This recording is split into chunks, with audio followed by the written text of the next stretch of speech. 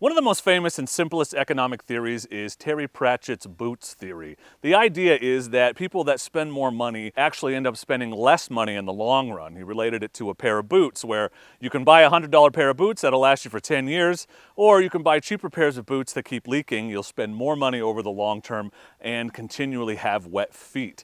Now, why am I talking about random obscure economic theories from Terry Pratchett novels?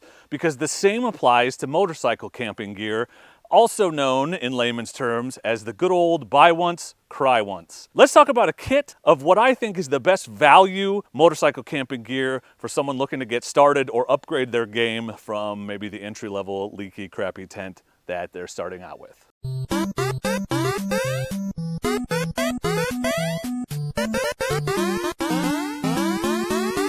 So there's a sweet spot in terms of motorcycle camping gear and camping gear in general, really. The very cheap stuff is generally not good and doesn't last a long time. You're gonna get a tent with bad ventilation, it's gonna rip, the zippers aren't gonna work, your sleeping pad's gonna be not thick enough, uncomfortable, it's gonna leak, it will not have a good R value, your sleeping bags won't keep you warm in the temperatures they're supposed to, and a bad pillow just sucks. And conversely, there's a point after which diminishing returns start to kick in, and you can spend a lot more money quickly on gear, and it does get better, but it gets a lot more expensive than it gets better. You can buy smaller and smaller tents, but the price goes up 2, 3, 4 times as much. I've worked with Motocamp Nerd, who sponsored this video, thank you for sponsoring the video, Motocamp Nerd, to put together what we think is the best value kit in a motorcycle camping setup that you can buy, throw on the bike, and get out and be camping as soon as it arrives. So let me run down my picks for tent, sleeping bag, sleeping pad, pillow,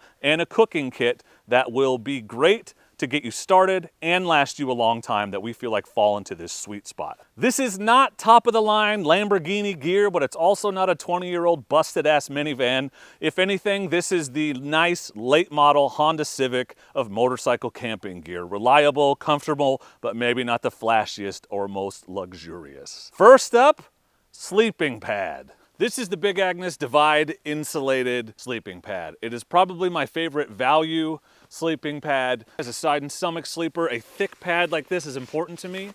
And this one comes in a variety of sizes, unfortunately only one hideous color. It has a decent R value and is very comfortable. The 25 by 78 version of this pad is $150. This is a 25 by 72, which is fine for me at 5'10", but if you want to go longer, there's a variety of sizes that you can buy.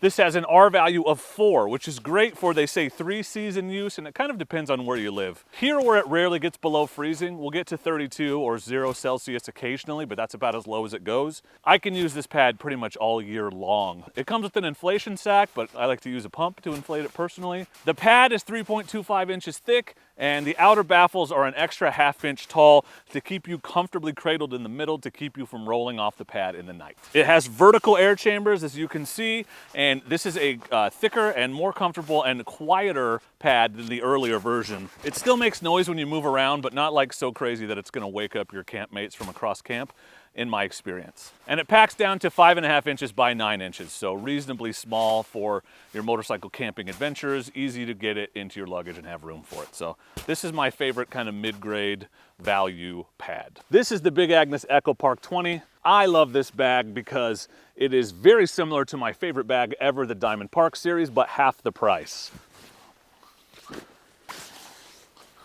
And what's cool about this bag is, just like the Diamond Park, it's not just a sleeping bag, but it also attaches to your pad like yay, top and bottom.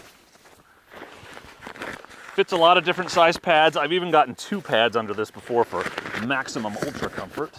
This is pretty much the most bed-like sleep you can get while sleeping in the wilderness, because the top quilt here, or the top of the sleeping bag, unzips on both sides. So if you don't want it zipped up all the way, it doesn't have to be a bag. It can be like a comforter at home. You have this bottom material that is like a sheet. So it's like laying in a bed with a sheet underneath you. It doesn't waste insulation here on the bottom because that all gets compressed and doesn't work anyway. Your sleeping pad is where the insulation comes from. So the two work together So you need a sleeping pad with a decent R value, like the Divide Insulated. This is the EcoPark 20. There's also an EcoPark 40, and that is $20 less, $180. Those ratings are sometimes confusing, and often they're a survival rating, but I would say based on my experience with this bag, you're gonna be comfortable with it 10 degrees above what that rating says, so I would take the 20 down to freezing. This is the same design as the Diamond Park for half the price because it has synthetic insulation instead of actual down. So it's not gonna pack down as small as the Diamond Park, but you can still get into a stuff sack and get it reasonably small, which is good for motorcycle camping. It's not the smallest packing bag, but there's a lot of comfort here, and I think it's worth the extra space. This thing is like a bed away from home and has plenty of room for all sleep types and the infamous Alligator death roll. It is not a mummy bag constricting you like a python. It is easy to roll around inside this bag and sleep in any position you want. I'm a side and stomach sleeper, and I roll around a lot, and I do not like it when a sleeping bag gets tangled around me while I'm sleeping.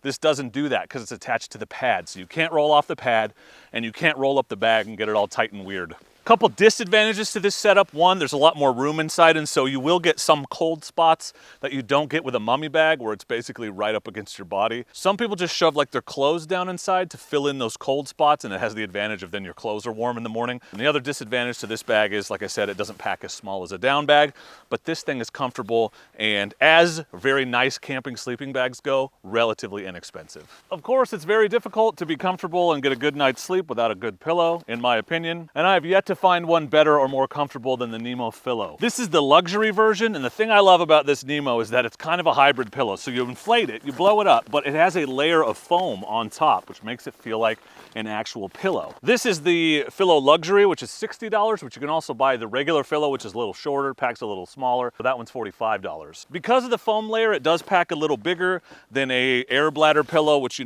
can get down to about this size, but it is totally worth it. This thing is so comfortable, and my favorite trick as a side and stomach sleeper is to leave it like 70% inflated, because then I can put my arm underneath it and sleep like this. It's super comfortable, just like sleeping on my pillow at home, and it works great with this setup. Goes right in the pillow barn up here at the top. Perfect fit.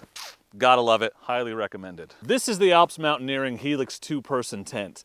It is $250, and it is a very nice quality, roomy, well-made tent that packs down pretty small, and I think it's a great value for what you get. The total weight with the footprint is 4 pounds and 11 ounces. The footprint is sold separately, but I recommend it. At least it's not $80 like some other brands. It's $30 for the footprint. Pack size is 18 inches by 6 inches. Longer than a bike packing tent, which has 12-inch poles generally, but that costs so much more. This one's at least skinny enough that it's easy to get into a giant loop Tillamook bag or other dry bag. It has factory sealed seams. A lot of cheaper tents don't even have seam seals at all. You have to add your own. It's a mid-level tent that won't break the bank and packs relatively small, and it is made of nylon instead of polyester to save some weight. You have seen the Kelty Far Out tent that I was using, and by comparison, they're around the same price. That Far Out pack's a little bigger and is a little heavier. Still a great tent with a lot of neat features, but if you're looking for a great tent for moto camping that's gonna last you a long time and not break the bank, I really like this Alps Mountaineering Helix 2. And the last item in my best value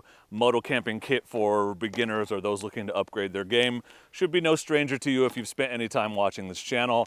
It is the Jetboil Flash with the Java kit. This thing boils half a liter of water in 100 seconds, includes a French press, is completely self-contained, and is great for making coffee, tea, cocoa, boiling water for a bag meal, or even cooking a simple one-pot meal. In here, I've done like rice and chicken and stuff in this before, all by itself without bringing a pot. It's a little bigger than a lot of other options, like a pocket rocket stove, but I've even got my fuel canister in here, so this is 100% self-contained, ready to go. Cup on the bottom is a measuring cup, and it's just a great option to just throw in your pack, not have to worry about, and know that you're never going to be waiting very long for warm coffee or cocoa in the morning, whatever it is you may drink. So this isn't the cheapest kit on earth. That wasn't the point. It's not the cheapest way to get into camping possible. There's plenty of videos like that on YouTube, and I just think if you're buying that gear, it's a great way to dip your toes in, but just know you're gonna end up replacing it. This is the least expensive gear that's actually good, that's gonna last you a long time and can last you a lifetime. In fact, the tent, sleeping bag, and the pad all have lifetime limited warranties against defects,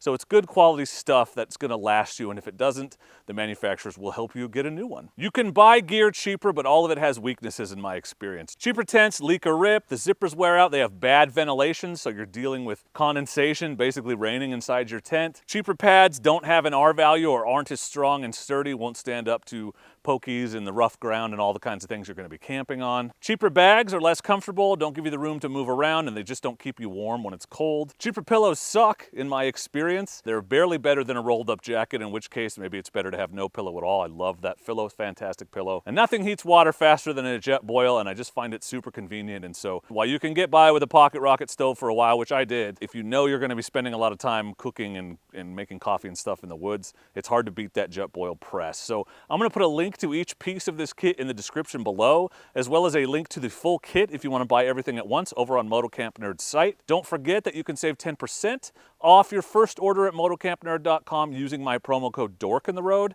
And I want to thank Motocamp Nerd again for sponsoring this video and for being the best place on the internet to buy motorcycle camping gear. Thank you all for watching. I appreciate you, and please do not forget to be excellent to each other. Thank you. Excellent!